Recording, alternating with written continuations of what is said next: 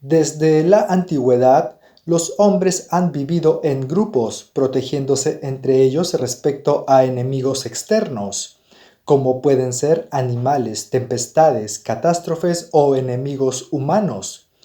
Con el transcurso de la historia, esos grupos, llamados clanes o tribus, formaron sociedades y el líder se transformó en rey o emperador, encargado del bienestar de la sociedad. Obviamente eran sociedades clasistas en donde ese bienestar era para una clase determinada. Los esclavos no eran considerados parte de la sociedad, creo que ni siquiera eran considerados humanos. Pero el rey velaba porque los ciudadanos, llamados súbditos, vivieran en armonía, creando leyes contra el robo, el asesinato, la corrupción, etc. Este sistema político se llamó monarquía y duró muchos siglos, estableciéndose en todo el mundo. En América, esos reyes tenían denominaciones como Alac-Winnic de los mayas o el Inca del imperio incaico. La manera de gobernar era distinta en cada región, pues, por ejemplo, un inca dirigía su imperio de forma diferente a como lo hacía un monarca europeo. Sin embargo, había algo en común en todos los reyes, y era, como ya dije, procurar el bienestar de la población. Ahora cabe una pregunta. ¿Por qué se fueron extinguiendo los reyes? Fue un proceso gradual en donde el monarca dejaba de cumplir su función como rey propiamente y cometía atropellos contra los ciudadanos, sean estos nobles o del vulgo, provocando que sus súbditos se rebelaran, como sucedió con el rey Juan sin Tierra de Inglaterra, quien en el año 1215 fue obligado a firmar la Carta Magna, en la cual se establecía ciertos derechos de las personas.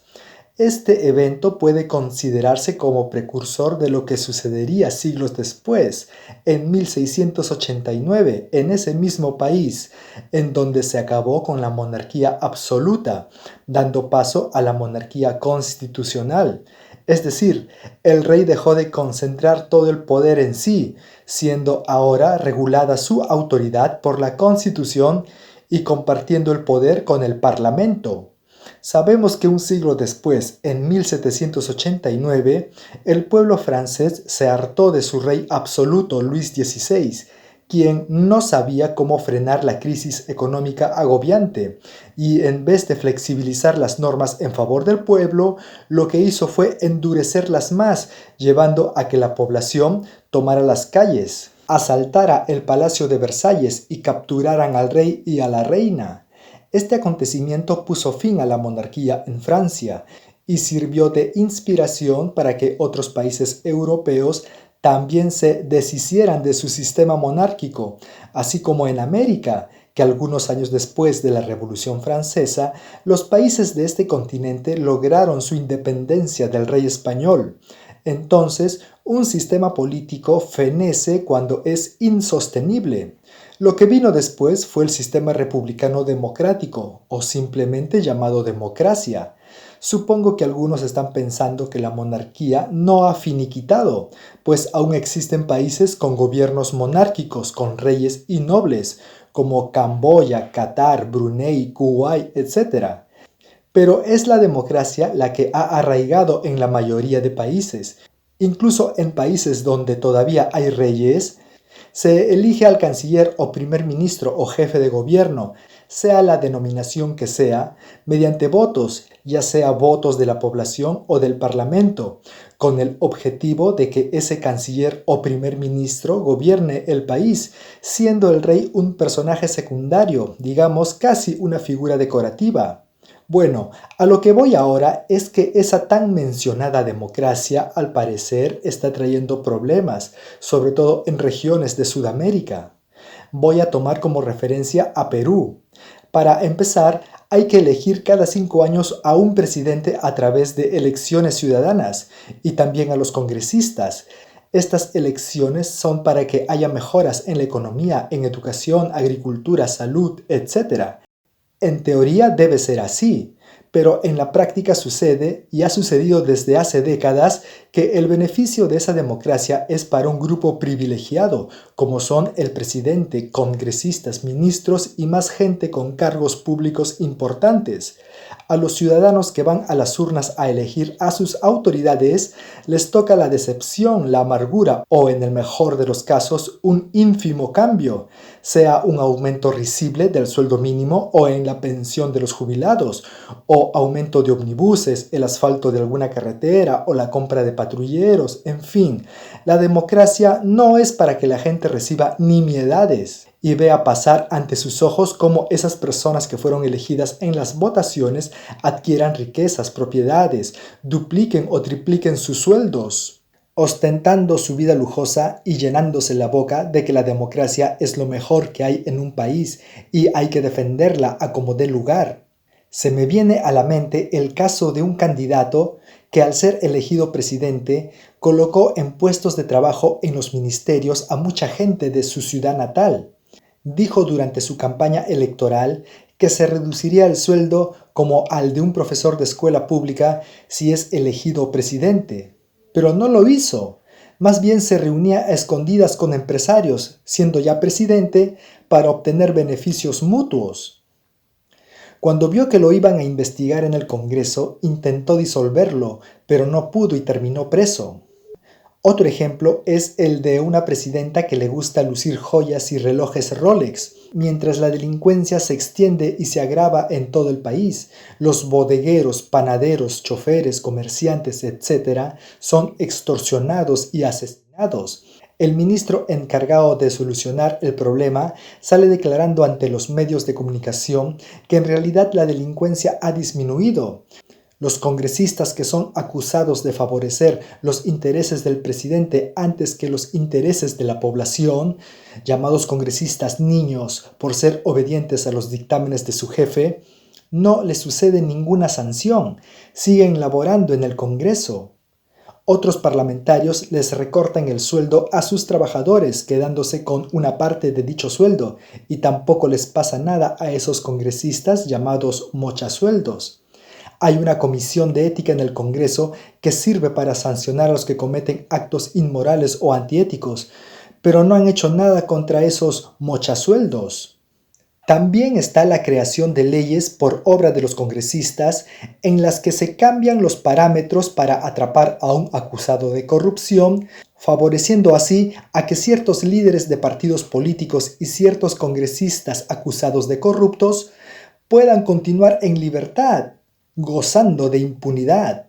Esas leyes o normas son aprobadas de inmediato por el Poder Ejecutivo, entrando en vigencia lo más pronto posible, evidenciándose una confabulación entre el Legislativo y el Ejecutivo. Al parecer, llegar a ser presidente es como sacarse la lotería y llegar a ser congresista una lotería menor. Los últimos presidentes de Perú han terminado en la cárcel por corruptos y uno prefirió suicidarse antes que terminar preso.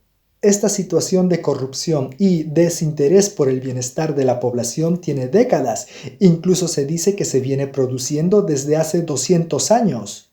Es decir, desde que se estableció la independencia del Perú en 1821.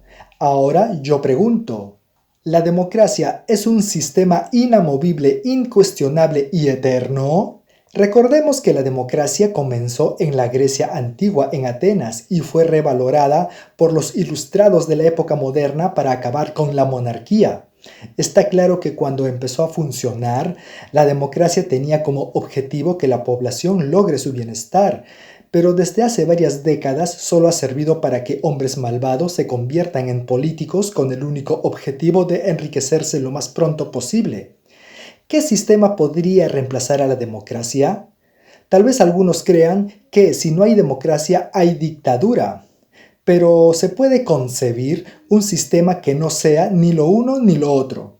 Quizás los acérrimos defensores de la democracia pongan como ejemplo a Estados Unidos, que lleva más de 200 años de sistema democrático que le ha permitido llegar a ser una potencia mundial.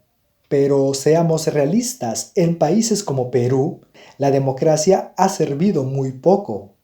¿A qué se deberá esa diferencia con Estados Unidos? Se dice que el legado que nos dejaron los españoles desde el virreinato fue la astucia para esquivar el cumplimiento de los deberes, el soborno para ocupar cargos públicos, el aprovechamiento de los más necesitados, el fraude, el racismo, etc. Es muy probable que al convertirse Perú en un país independiente, las nuevas autoridades tenían esa idiosincrasia heredada del virreinato, utilizando todos sus medios para que la democracia favoreciera a unos cuantos y no a la inmensa mayoría. Esa forma injusta, codiciosa, egoísta y corrupta de entender la política, al parecer, se mantiene hasta hoy.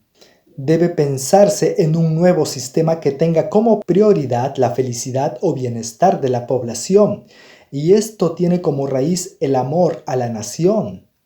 Podría buscarse un sistema que ya se concibió en el pasado, así como los burgueses de la Ilustración encontraron esa creación griega antigua llamada democracia.